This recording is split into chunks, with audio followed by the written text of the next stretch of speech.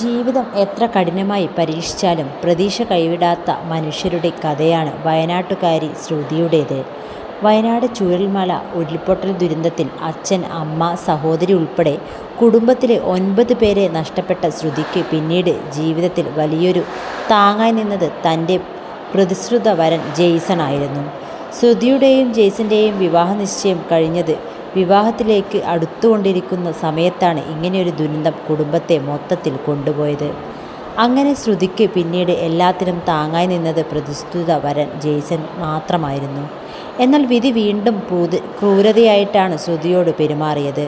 ഒരു വാഹനാപകടത്തിൽ ജെയ്സൺ മരണപ്പെടുകയും ശ്രുതിക്ക് കാലുകൾക്ക് ഗുരുതരമായ പരിക്കേൽക്കുകയും ചെയ്തു. ഇത്രയധികം ദുരന്തങ്ങൾ നേരിട്ട ശേഷം ഇപ്പോൾ തൻ്റെ ജീവിതത്തെ വീണ്ടും ചേർത്ത് പിടിച്ചിരിക്കുകയാണ് ശ്രുതി. താൻ വിവാഹിതയാകാൻ പോകുന്നു എന്ന സന്തോഷ വാർത്തയാണ് ഇപ്പോൾ ചിത്രങ്ങളിലൂടെ ശ്രുതി തൻ്റെ ഇൻസ്റ്റഗ്രാമിലൂടെ പങ്കുവച്ചത്.